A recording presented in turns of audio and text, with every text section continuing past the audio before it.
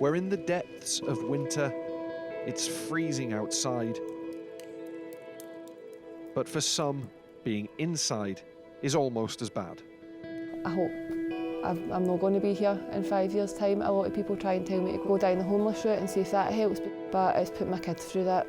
If I don't get out, how is my health going to impact? Is it going to end up that I'm not going to be fit enough to be here for my kids? It's becoming more common for homes across Scotland to be riddled with mould. The conditions are dangerous, but in many cases, there's no escape. 5 years I thought this. I've been to every person that I can think possible who I thought I could, could help, and still nothing. These are the stories of two single mothers and their children who live in social housing.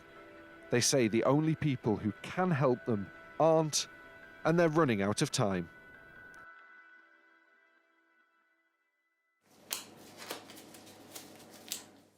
Louise Coyle's home is as damp as they come, but it also reeks of bleach.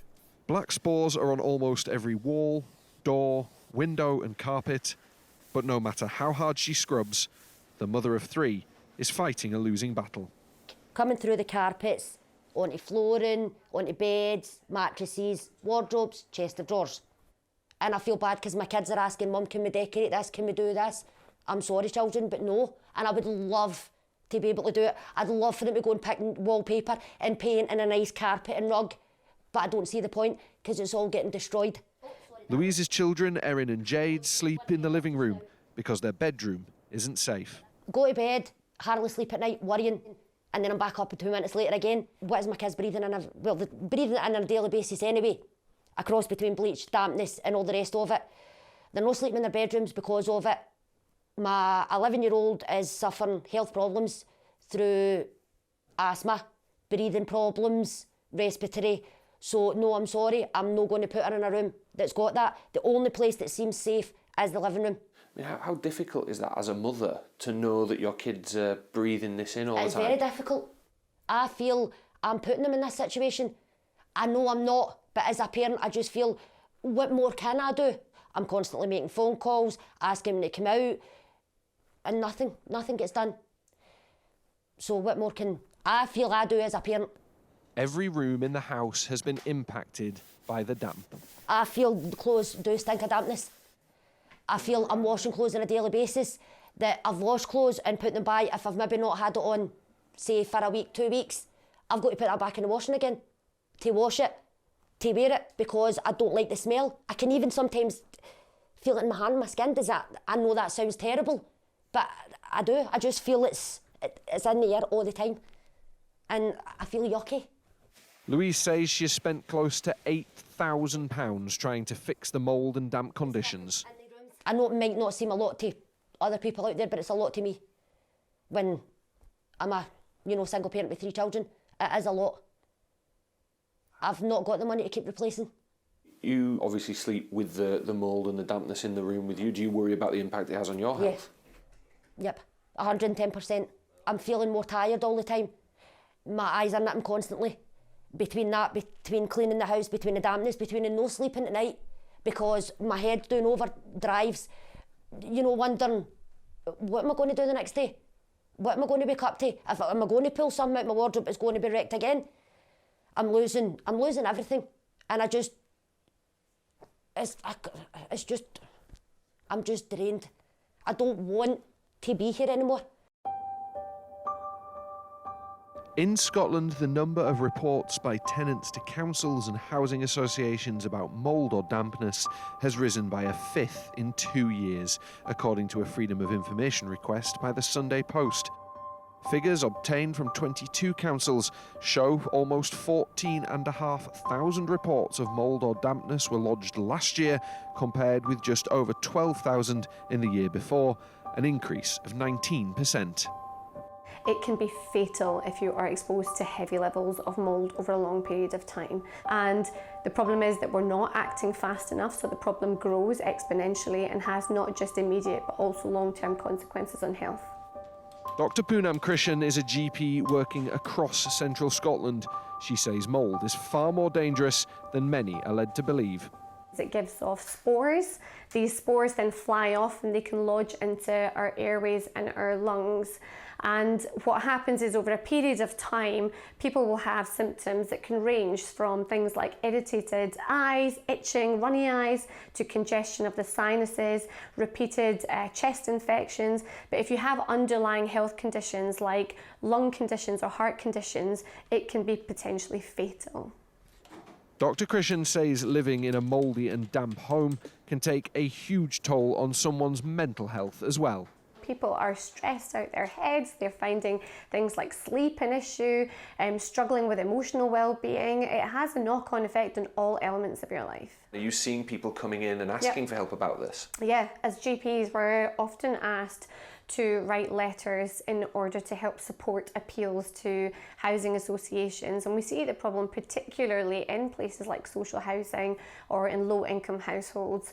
I get so fed up of just handing out inhalers and treating infections on repeat. It's not fair and it's not right. It's almost inhumane to live in some of the conditions that I've seen. It's just such an awful way of living. Last year, an inquest into the death of 2-year-old Awab Ishak in Rochdale found extensive mould in his family's home was the defining factor. Do you worry that we might see something like that happen in Scotland from the number of patients that you've been seeing? It concerns me. It concerns me that this is even an issue that's on the table at this point in time. But I feel that if we carry on just ignoring the plight of these people, it is going to cause another tragedy. And does it really need to get to that we take it seriously? 4 years ago, Alison Richford moved into this flat in Castlemilk with her 2 children. This was a fresh start for me and the kids, but it definitely hasn't been the case. It's actually been worse, to be honest. And my kids just say to me all the time, like, we want a new house, when can we move? There is so much mould in Alison's bedroom that her mattress, sheets and headboard are constantly wet. Her 11-year-old son Kai and 7-year-old daughter Ria share this room. So it's a different room, but very much the same problems? Yeah. Still the same, still damp.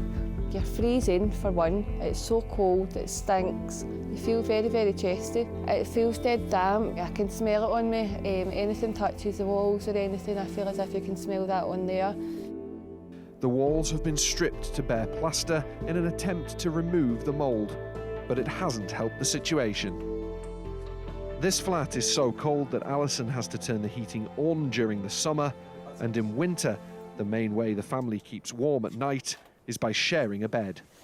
I know for a fact it's having long-term impacts on myself, definitely. My breathing, like damaged bronchial tubes, all the infections I've had, and it's impacting my health, my kids' health.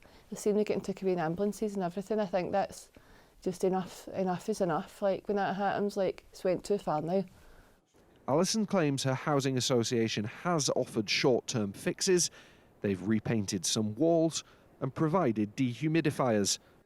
How many times do you know roughly, or for how long have you been asking for help? From day one, probably, when I got the house. It has been constant. I wasn't getting anywhere, year in, year out, and then they were coming out to see me.